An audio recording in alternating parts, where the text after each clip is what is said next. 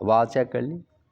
السلام علیکم ورحمۃ اللہ وبرکاتہ، نحمدہ ونصلی علی رسول الکریم، اما بعد، اللہم صلی علی محمد وعلی آلہ وصحبہ اجمعین۔ سیرت النبی صلی اللہ علیہ وآلہ وسلم ہم بیان کر رہے ہیں، اور غالباً ہمارے لیکچر الحمدللہ 50 سے اوپر ہو چکے ہیں، اور معراج کا بھی ہم بیان کر رہے ہیں، اور یہ غالباً 5واں چھٹا یعنی کہ یہ اس کی مجلس ہے۔ اور آج بھی ہم معراج کا واقعہ جو پیچھے ہم بیان کر رہے ہیں، پارٹ 1 2 3 4 5 6، آج پارٹ 6 ہے جی۔ اور ہم اس مقام پر پہنچے تھے کہ رسول اللہ صلی اللہ علیہ وآلہ وسلم کو جو ہے نا ایسے مقام پر لے جایا گیا جہاں پر آپ کلموں کی سرسراہٹ سن رہے تھے۔ تو ادباً میں نے عرض کیا تھا کہ ان علماء سے طالب علم بن کر کہ سوال یہ ہے کہ آپ صلی اللہ علیہ وآلہ وسلم کہاں تک گئے ہیں؟ ہمارے علم کے مطابق سدرۃ المنتہا، اور یہاں دوسرا یہ مقام آ رہا ہے کہ آپ کو وہاں پر لے جایا گیا جہاں آپ کلموں کی سرسراہٹ سن رہے تھے، مطلب اور بھی تھا ساتھ کوئی۔ اب کچھ تحفے جب مہمان جاتا ہے تو اللہ تعالیٰ کی ذات پاک نے آپ کو تحفے بھی دیے، اور ان تحفوں میں ایک نماز کا تحفہ ہے۔ جب آپ 7ویں آسمان پر پہنچے ہیں تو اللہ تعالیٰ سے گفتگو ہوئی پردے کے پیچھے سے، تو اللہ تعالیٰ کی ذات پاک نے 50 نمازیں ایک دن میں فرض کی۔ نبی علیہ السلام وہ نمازوں کا تحفہ لے کر واپس آ رہے تھے کہ چھٹے آسمان پر حضرت موسیٰ علیہ السلام سے ملاقات ہوئی۔ چھٹے آسمان پر تھے نا موسیٰ علیہ السلام، تو انہوں نے سوال کیا کہ آپ کے رب نے آپ پر کوئی فرض بھی عائد کیا ہے، نافذ کیا ہے؟ آپ نے بتایا کہ دن رات میں 50 نمازیں فرض کی ہیں۔ یہ سن کر موسیٰ علیہ السلام نے فرمایا کہ اپنے رب کے پاس واپس جائیے اور یہ کم کروائیے، یہ آپ کی امت اس کی طاقت نہیں رکھے گی، میں لوگوں کو آپ سے زیادہ جانتا ہوں، مجھے بنی اسرائیل کا بڑا تجربہ ہے۔ آپ موسیٰ علیہ السلام کے مشورے پر واپس چلے گئے۔ اللہ تعالیٰ نے نہ پھر کہا، ایک روایت میں 5 نمازیں کم کر دیں، ایک میں 10، تو بہرحال 5 کہہ لیں یا 10 کہہ لیں، تو زیادہ تر یہی کہتے ہیں جی 5 نمازیں کم ہو گئی۔ پھر واپس موسیٰ علیہ السلام کے پاس پہنچے، انہوں نے پوچھا کیا بنا؟ تو نبی علیہ السلام نے فرمایا 5 نمازیں کم ہو کر 45 رہ گئی ہیں۔ فرمایا آپ کی امت اس کی طاقت نہیں رکھے گی، آپ واپس جائیے اپنے رب کے پاس۔ چنانچہ ایسا ہوا کہ قصہ مختصر کہ آپ بار بار جاتے رہے، موسیٰ علیہ السلام بھیجتے، حتیٰ کہ صرف 5 نمازیں رہ گئی۔ تو موسیٰ علیہ السلام نے فرمایا کہ مزید کم کروائیے، کہ میری امت پر 2 نمازیں فرض تھی وہ بھی نہیں پڑھتی تھی۔ تو نبی علیہ السلام نے فرمایا انی استحیی من ربی من کم ارجع الیہ، مجھے بار بار اپنے رب کے پاس جانے سے حیا آ گئی جی۔ یہاں یہ کہہ لیں کہ میری امت کیا 5 بھی نہیں پڑھے گی، 5 بھی نہیں پڑھتی، دیکھ لیں آپ کے سامنے۔ اور پھر میں اپنے رب کے پاس واپس نہیں جاؤں گا، ارضا و اسلم، یعنی کہ میں رضا اور تسلیم کا اظہار کرتا ہوں۔ جب آپ وہاں سے آگے تشریف لے گئے، یعنی کہ موسیٰ علیہ السلام سے آگے، تو اللہ تعالیٰ کی طرف سے یہ ندا آئی کہ میں نے اپنا فرض جاری کر دیا اور اپنے بندوں پر تخفیف کر دی، نمازیں 5 ہی پڑھیں گی ثواب 50 کا دوں گا. کیوں؟ قانون یہ ہے کہ ہر نیکی کا بدلہ 10 گنا، تو پھر وہ 50 نمازوں کا ثواب ملے گا. معراج مناتے ہیں، نماز نہیں پڑھتے. اگر صحیح معراج منانی ہے نا تو نماز پڑھ کر مناؤ. اور یہ ایسی عظیم الشان عبادت ہے نماز والی. زکوٰۃ کا حکم آیا زمین پر، روزوں کا حکم آیا زمین پر، ہاں جی، جہاد کا حکم آیا زمین پر. لیکن نماز ایک ایسی عبادت تھی کہ جب اللہ تعالیٰ نے فرض کی تو آسمانوں پر بلا کر فرض کی. اتنی اس کی اہمیت ہے. اور آپ صلی اللہ علیہ وآلہ وسلم ایک روایت میں ہے کہ اے محمد صلی اللہ علیہ وآلہ وسلم، یا محمد. یہ ہمارے ہاں یہ بھی کہتے ہیں جی اللہ تعالیٰ نے نبی علیہ الصلوۃ والسلام نے یا محمد نہیں کہا، قرآن میں نہیں کہا، حدیث میں تو کہا ہے. اب یہ جو حدیث ہے نا، یہ جو میں یہ صحیح بخاری کی 88-87 نمبر حدیث ہے کہ اے محمد، معراج کی رات اللہ نے فرمایا اے محمد، بے شک یہ ہر دن رات میں 5 نمازیں ہیں اور ہر نماز کا ثواب 10 گنا ملے گا. اس طرح 50 نمازیں ہو جائیں گی. اور جو شخص دوسرا تحفہ، دوسری بات، جو شخص نیکی کا ارادہ کرے مگر اسے کر نہ سکے، اس کے لیے بھی ایک نیکی لکھ دی جائے گی. نیت کی وجہ سے ایک نیکی لکھ دی جائے گی، اور اگر وہ کر لے تو اس کے لیے 10 نیکیاں جو ہیں وہ لکھی جائیں گی. اسی طرح جو شخص برائی کا ارادہ کرے اس کے لیے کچھ نہیں لکھا جائے گا جب تک کہ وہ کر نہ لے، اور اگر کر بھی لے تو ایک گناہ. کیسا اللہ کا فضل ہے، نیکی کی نیت کی، کیا نہیں، نیکی کی نہیں، تو ایک نیکی کا ثواب.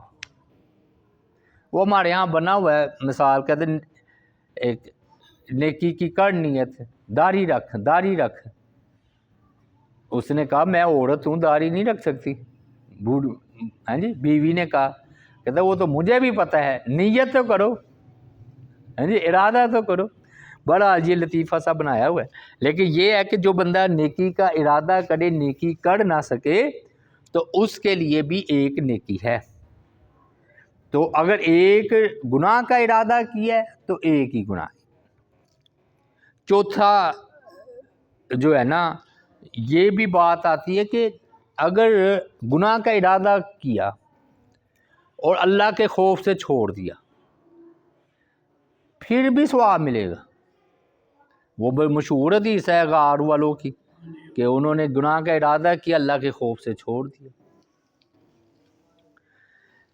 یہ تحفے ہیں جی، تحفے، نماز. اور یہ ایک اور تحفہ ملا جی. 3 ویسے تحفے ہیں مشہور. دوسرا تحفہ، پہلا نماز کا، دوسرا سورہ بقرہ کی آخری 2 آیات. یہ بڑا عظیم الشان تحفہ ہے. تو پہلے اس کے بارے میں بات کر لیتے ہیں. اس کی اتنی فضیلت ہے کہ رسول اللہ صلی اللہ علیہ وآلہ وسلم نے فرمایا کہ یہ اللہ تعالیٰ نے مجھے یہ آیات اس خزانے سے عطا ہے کی گئی ہیں جو رحمان کے عرش کے نیچے ہے.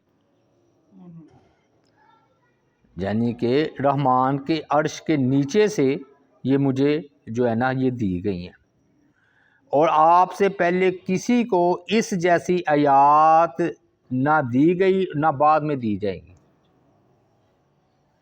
مطلب کیا ہے؟ مطلب یہ ہے کہ یہ صرف امت محمدیہ نبی علیہ الصلوۃ والسلام کو یہ 2 آیات دی گئی، آمن الرسول بما انزل الیہ من ربہ والمؤمنون. اور خود رسول اللہ صلی اللہ علیہ وآلہ وسلم نے فرمایا مجھے سورہ بقرہ کی جو یہ آخری 2 آیتیں ہیں ایسے خزانے سے دی گئی ہیں جو عرش کے نیچے ہے. یہ مجھ سے پہلے نہ کسی کو دی گئی ہے نہ میرے بعد کسی کو دی جائے گی. اور فضیلت، یہ فضیلت ہی ہے نا کہ آپ ہی کو دی گئی ہے. فرمایا جو شخص یہ سورہ بقرہ کی آخری آیتیں رات کو پڑھ کر سو جائے، ہاں جی، یہ فرمایا کفتاہ، اسے کافی ہو جائیں گی۔ کافی ہو جانے سے کیا مراد ہے؟ بعض نے کہا کہ تہجد ایک بندہ پڑھتا ہے اور یہ بندہ 2 آیات پڑھ کر سو جاتا ہے، اسے اللہ تہجد کی نماز کا ثواب عطا فرمائیں گے۔ بعض کہتے ہیں کہ نہیں، شیطان سے کافی ہو جائیں گی، کہ رات کو شیطان سے محفوظ رہے گا۔ بعض نے کہا کہ تمام آفات تکالیف سے کافی ہو جائیں گی، اور سب ہی کو اپنے اندر یہ شامل کیے ہوئے، چاہے شیطان سے حفاظت ہو، چاہے تکالیف سے حفاظت ہو، اور چاہے ساری رات عبادت کا ثواب ملے۔ دیکھیں 2 منٹ نہیں لگتے یہ 2 آیات پڑھنے سے۔ اور ایک حدیث پاک میں آیا کہ جو ہے نا، رسول اللہ صلی اللہ علیہ وآلہ وسلم نے فرمایا اللہ تعالیٰ نے آسمانوں اور زمین کو ابھی پیدا نہیں کیا تھا، اس سے 2000 سال پہلے ایک کتاب لکھی، اور اس میں 2 آیتیں نازل فرمائی اس کتاب میں۔ اس میں سورہ بقرہ کا اختتام ہے، یعنی کہ آمن الرسول بما انزل الیہ 2000 سال پہلے اللہ نے اپنی کتاب میں لکھی۔ کتنی بڑی فضیلت ہوئی۔ پھر اور فضیلت سنیں، یہ جس گھر میں یہ 2 آیتیں مسلسل 3 راتیں پڑھ لی جائیں نا، شیطان اس کے گھر کے قریب سے دور ہو جاتا ہے، قریب نہیں آتا۔ پھر اور فضیلت سنیں کہ ایک مرتبہ نا جبریل علیہ السلام نبی اکرم صلی اللہ علیہ وآلہ وسلم کی خدمت میں بیٹھے ہوئے تھے، آنا جانا تو لگا رہتا تھا۔ اچانک آپ نے نا اپنے اوپر سے ایک آواز سنی، زوردار آواز تھی۔ آپ نے سر مبارک اٹھا کر اوپر دیکھا تو جبریل علیہ السلام نے کہا یہ آسمان کا ایک ایسا دروازہ ہے جو آج ہی کھولا گیا ہے، اور آج سے پہلے یہ کبھی نہیں کھلا، اور اس دروازے میں سے ایک فرشتہ اترا ہے، اور یہ جو فرشتہ اترا ہے آج سے پہلے کبھی نہیں اترا۔ اس فرشتے نے آ کر سلام کہا، اور آپ صلی اللہ علیہ وسلم کو 2 نوروں کی خوشخبری دی جو آپ ہی کو عطا کیے گئے ہیں، آپ سے پہلے کسی کو نہیں عطا کیے گئے۔ 2 نور وہ کون سے؟ سورہ فاتحہ اور سورہ بقرہ کی آخری 2 آیتیں۔ اور جب ان میں سے جب بھی کوئی حرف پڑھیں گے وہ چیز آپ کو عطا کی جائے گی، یعنی کہ دعا بھی قبول ہوگی۔ اللہ اکبر۔ یا وہ ترجمہ ہی ایسا ہے کہ جو وہ مانگ رہا ہے اس ترجمے میں وہ اللہ تعالیٰ دے دیں گے۔ واغفر لنا ورحمنا، ہاں جی، تو واعف عنا واغفر لنا ورحمنا وانت مولانا فانصرنا علی القوم الکافرین۔ لو جی، یہ معلوم ہوا اس سے کہ یعنی کہ جو وہ اللہ تعالیٰ سے مانگے گا اللہ تعالیٰ اس کو وہ عطا فرما دیں گے۔ تو لو جی کتنی فضیلتیں ہوئیں۔ پہلی بات، معراج کی رات آسمانوں پر یہ 2 آیات دی گئی۔ دوسری فضیلت، رحمان کے عرش کے نیچے کا جو خاص خزانہ ہے اس میں سے دی گئی ہیں۔ تیسری فضیلت، فرمایا کہ یہ جو ہے نا جو اسے رات کو پڑھے گا اسے کافی ہو جائے گا، تہجد کا ثواب ملے گا۔ چوتھی فضیلت کہ اللہ تعالیٰ کی ذات پاک نے 2000 سال پہلے زمین و آسمان کی پیدائش سے اس کو جو ہے نا کتاب میں نازل کیا، ہاں جی۔ اور 5ویں فضیلت کہ جو مسلسل 3 دن بھی یہ آیات پڑھ لے گا شیطان اس گھر ہی سے دور ہو جائے گا۔ 6ٹھی فضیلت کہ آسمان سے ایک ایسا دروازہ کھلا جو پہلے کھلے ہی نہیں تھا، ایسا فرشتہ لے کر آیا جو پہلے لے کر آئے ہی نہیں تھا۔ تو وہ یہ 2 سورہ فاتحہ اور سورہ جو ہے آمن الرسول، اور چھٹی بات جو یہ دعا ہی اصل میں، تو جو وہ اپنے رب سے مانگے گا ان کے ذریعے سے یا ان میں جو دعا ہے اللہ تعالیٰ اس کو قبول جو ہے وہ فرمائیں گے۔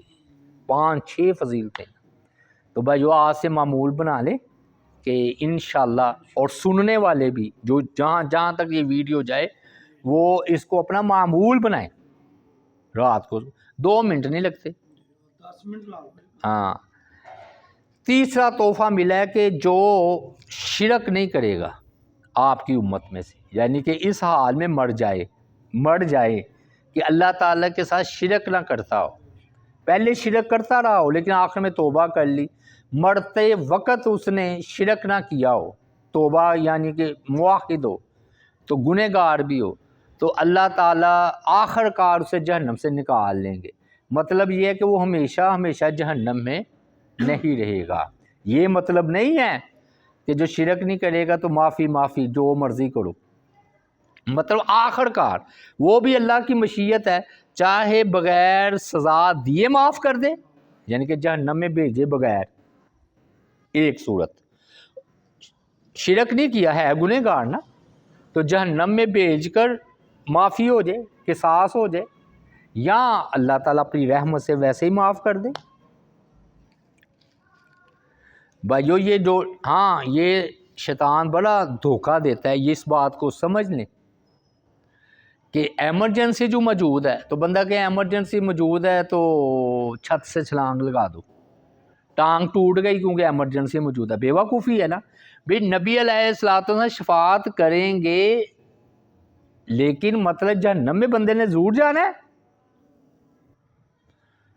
دو یہ 3 تحفے، اور چوتھی بات اب یہ ہے کہ جی فرشتوں کی نا خصوصی درخواست آپ سے، وہ کیا کہ کہتے معراج کے موقع پر نا رسول اللہ صلی اللہ علیہ وآلہ وسلم کا جس گروہ کے پاس سے بھی گزر ہوا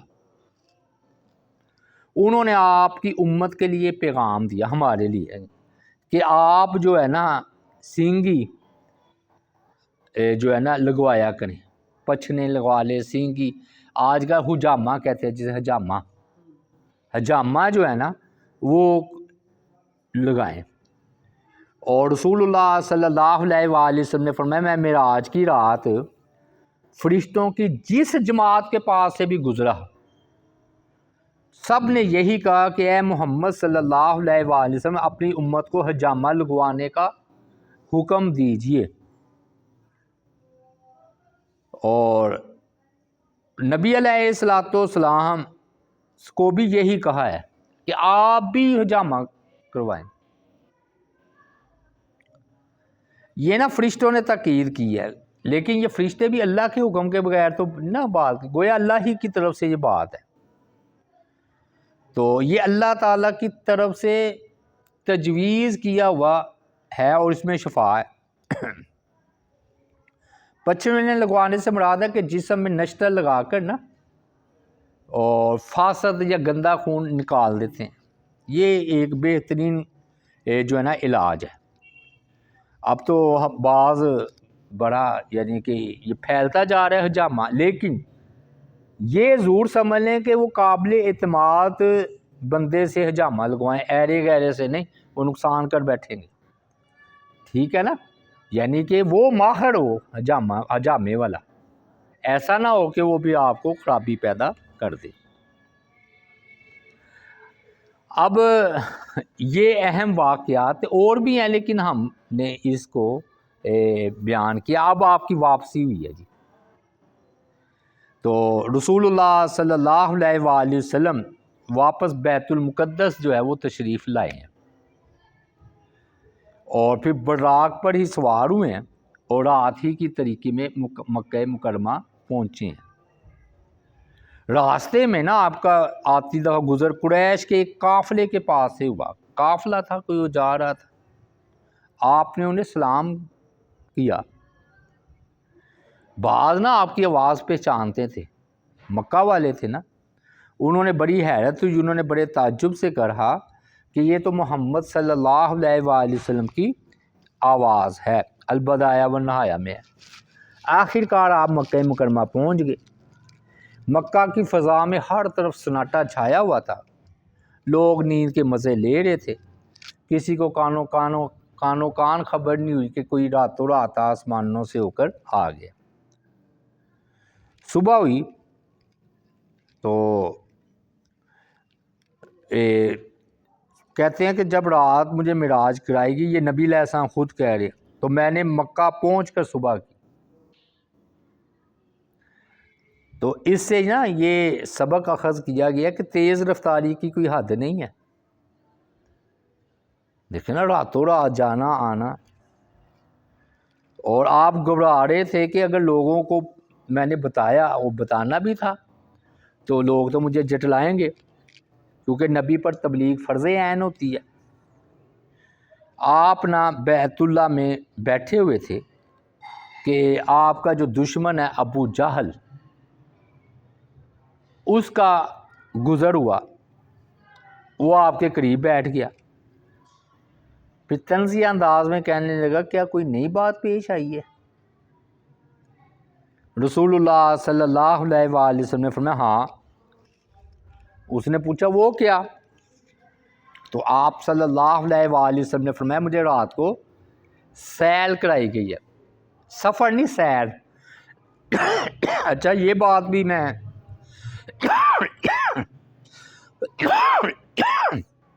کرتا جاؤں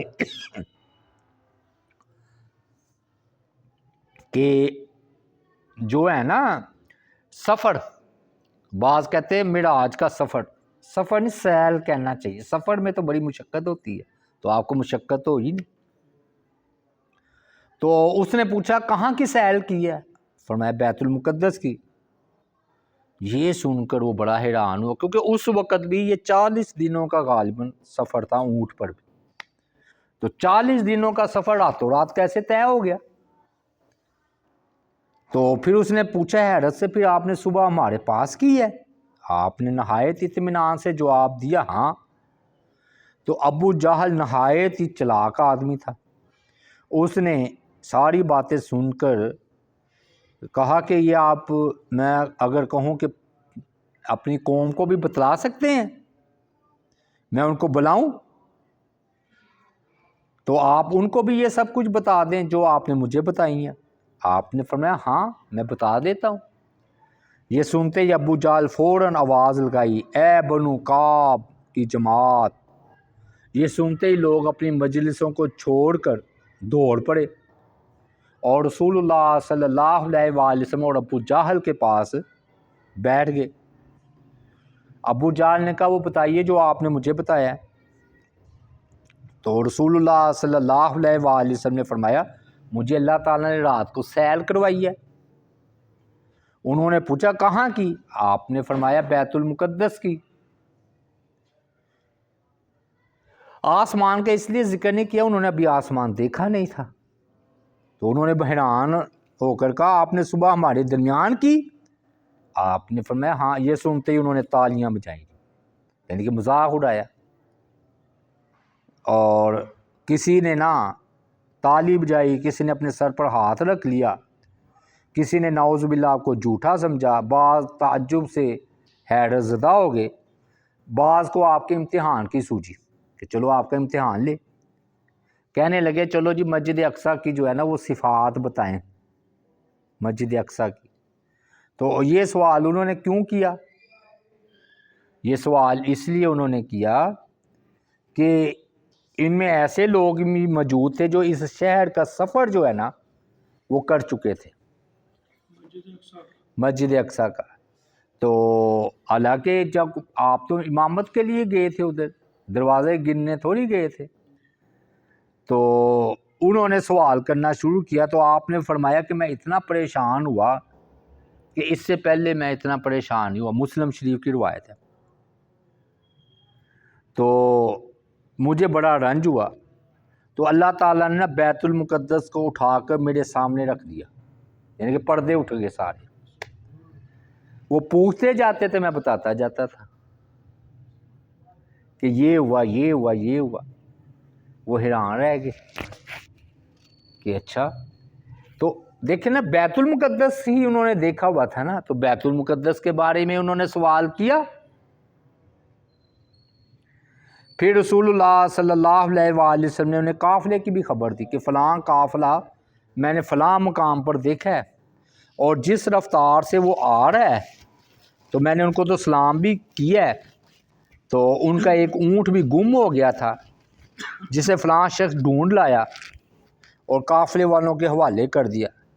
اب وہ قافلہ اتنے فاصلے پر ہے، اللہ تعالیٰ نے دکھا دیا، تو اگر وہ اسی رفتار سے آتا رہا تو وہ فلاں دن ادھر پہنچ جائیں گے۔ اور یہ بھی بتا دیا کہ قافلے کے آگے جو اونٹ ہے اس کا رنگ گندمی ہے اور اس پر سیاہ ٹاٹ پڑا ہوا ہے، اور 2 سیاہ بوریاں بھی لدی ہوئی ہیں۔ اب لو جی وہ مشرکین مکہ بڑا انتظار کرنے لگ گئے، ہاں جی، کہ ابھی نبی علیہ الصلوۃ والسلام کی سچائی کا جو ہے وہ پتہ چل جائے گا۔ تو وہ طاق میں لگے ہوئے تھے کہ کوئی ہمیں موقع جو ہے نا مل جائے آپ کو جٹلانے کا۔ تو ہوا یہ کہ انہوں نے خوب شور شرابہ کیا، لیکن جب وہ قافلے کے پہنچنے کا دن آیا جو رسول اللہ صلی اللہ علیہ وآلہ وسلم نے بیان فرمایا تھا، تو لوگ دوپہر کے وقت ہی اس قافلے کو تکنے لگے، حتیٰ کہ وہ قافلہ آ گیا اور اس کے آگے وہی اونٹ تھا گندمی جو رسول اللہ صلی اللہ علیہ وآلہ وسلم نے بتایا تھا کہ وہ گندمی رنگ کا اونٹ ہے، اور اس پر 2 بوریاں جو سیاہ ٹاٹ ہے اور 2 سیاہ بوریاں بھی اس پر جو ہے نا وہ لدی ہوئی ہیں۔ تو یہ نا سارا واقعہ ہوا تو وہ حیران کے حیران جو ہے وہ رہ گئے۔ اور آخری بات کرتے چلے جاتے ہیں کہ اس موقع پر نا ابو بکر صدیق رضی اللہ تعالی عنہ ان کا نصیب چمکا۔ مطلب یہ ہے کہ یہ جو ہے نا پوچھا گیا نا ابو بکر سے کہ نبی علیہ الصلوۃ والسلام راتوں رات کوئی بیت المقدس سے یہاں تک آ سکتا ہے؟ یہ سنتے ہی ابو بکر رضی اللہ تعالیٰ عنہ نے لوگوں سے پوچھا کیا رسول اللہ صلی اللہ علیہ وآلہ وسلم نے یہ بات ارشاد فرمائی ہے؟ تو انہوں نے کہا ہاں۔ یہ سن کر ابو بکر رضی اللہ تعالی عنہ نے بلا تعمل اعلان کیا اگر انہوں نے کہا تو سچ کہا ہے۔ اور واقعی وہ سارے حیران رہ گئے کہ بھئی آپ ان کی تصدیق کر رہے ہیں۔ تو فرمایا کہ اگر میں اس بات کی تصدیق کرتا ہوں کہ صبح شام ان پر وحی آتی ہے، فرشتہ آتا ہے، آسمانوں سے آتا ہے، تو میں آپ کے بارے میں کیوں نہیں تصدیق کر سکتا کہ آپ ہی آسمانوں پر گئے ہیں؟ کہتے ہیں اسی وجہ سے آپ کا نام جو ہے نا صدیق رکھا گیا۔ یہ مستدرک کے حاکم میں بھی ہے اور دلائل نبوت البہقی میں بھی ہے۔ تو چلیے جی بس اللہ تعالیٰ سے دعا ہے اللہ تعالیٰ کی ذات پاک جو ہے وہ ہمیں قرآن و سنت پر عمل کرنے کی توفیق عطا فرمائے۔ وما علینا الا البلاغ المبین۔